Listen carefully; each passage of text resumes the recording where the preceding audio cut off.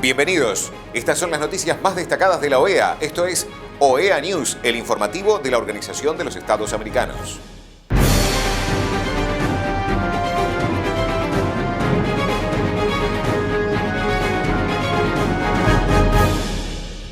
Es momento de compartir los títulos de las noticias más importantes que vamos a estar brindando a ustedes.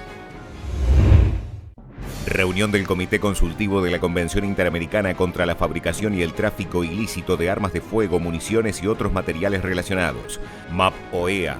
Principales hallazgos frente a los avances y desafíos para la paz en Colombia. 18 de diciembre se conmemoró el Día Internacional del Migrante. Organización Panamericana de la Salud, sesión informativa sobre el COVID-19 en las Américas. Se celebró la 20ª reunión ordinaria de la Convención Interamericana contra la Fabricación y el Tráfico Ilícito de Armas de Fuego, Municiones y otros materiales relacionados, en el que participó el jefe de la Oficina del Canciller de México, Fabián Medina. México refrenda su más alto compromiso con la CIFTA y con su instrumentación efectiva a nivel hemisférico. Como parte de sus prioridades de política exterior, México busca fortalecer los esfuerzos regionales para atender la fabricación, el tráfico ilícito de armas de fuego, municiones y explosivos entre los países del continente americano, al reconocer la gravedad de la amenaza que supone para la paz y la seguridad internacionales. México hace una atenta y respetuosa invitación a los estados que aún no han ratificado la convención para que lo hagan y se sumen a los trabajos y a los esfuerzos. Como ustedes saben, la CIFTA es pionera en el mundo de los esfuerzos para la prevención y el combate al tráfico ilícito de armas, municiones y explosivos, y para facilitar la cooperación y el intercambio de información y experiencias en el hemisferio. A la aguda crisis económica y humanitaria que ha provocado la pandemia, se añade de manera lamentable una dinámica ascendente del mercado ilícito de armas que contribuye a la generación de violencia, al incremento del poder de las organizaciones criminales y, como consecuencia final, a la afectación de la cohesión social y la pacificación de nuestras naciones. Se estima que aproximadamente 1.000 millones de armas ilícitas están en posesión activa en todo el mundo. Más del 75% de estas armas se encuentra en manos de civiles. Alrededor de 1.000 personas pierden la vida diariamente como resultado del uso de armas pequeñas y ligeras. Se calcula que en América Latina cerca del 75% de los homicidios son perpetrados con un arma de fuego, lo cual se suma a la violencia contra las mujeres y otros sectores vulnerables de la sociedad. En México, la Encuesta Nacional de Victimización y Percepción sobre la Seguridad Pública 2020 nos señala lo siguiente. En 2019, el costo total de la inseguridad y del delito en hogares representó un monto de 282,000 millones de pesos. Esto significa el 1.53% de nuestro Producto Interno Bruto. Se estiman 22.3 millones de víctimas del delito de personas mayores de 18 años. Esto significa 24,849 víctimas por cada 100,000 habitantes durante el año 2019. Los homicidios en México fueron en 2019 la primera causa de muerte entre los más jóvenes, personas de 15 a 44 años. El 70% de estos homicidios fueron cometidos con armas de fuego. Ante esta situación, debemos recordar que en el seno de la Organización de los Estados Americanos se gestó y se promovió la adopción de la CIFTA como el primer instrumento internacional enfocado en atender el tema del tráfico ilícito de armas. Señoras y señores, México hace un respetuoso exhorto a profundizar los esfuerzos nacionales en la puesta en marcha del curso de acción 2018-2022 para el funcionamiento y aplicación de la CIFTA a la luz de las importantes directrices que provee para considerar el ciclo completo de las armas de fuego, desde su fabricación hasta su destrucción, así como las piezas y municiones, en las estrategias nacionales de prevención y combate al tráfico ilícito de armas. La misión de apoyo al proceso de paz en Colombia de la OEA presentó en el informe semestral los principales hallazgos frente a los avances y desafíos para la paz en el país.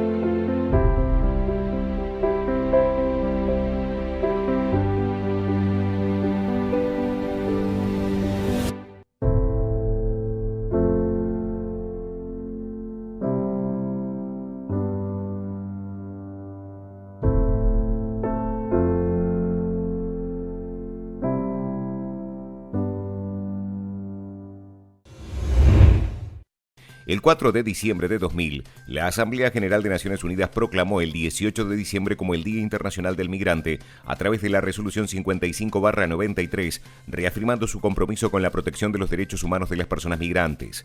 La migración internacional es un fenómeno de amplio alcance y de alta complejidad que alcanza a la mayoría de los países del mundo. La Organización Internacional de las Migraciones indica que actualmente hay unos 272 millones de migrantes internacionales en el mundo, lo que representan el 3,5% de la población mundial. La movilidad humana no es un fenómeno nuevo en la historia de la humanidad. Los seres humanos hemos migrado desde siempre, trasladándonos de un lugar a otro por múltiples motivos.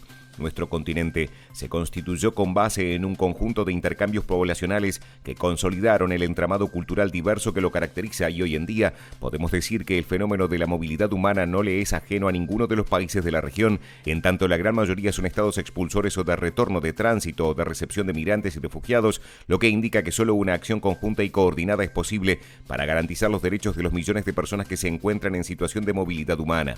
De estos desplazamientos también participan niños, niñas y adolescentes que migran con sus familias y muchas veces emprenden la travesía de migrar sin acompañamiento alguno.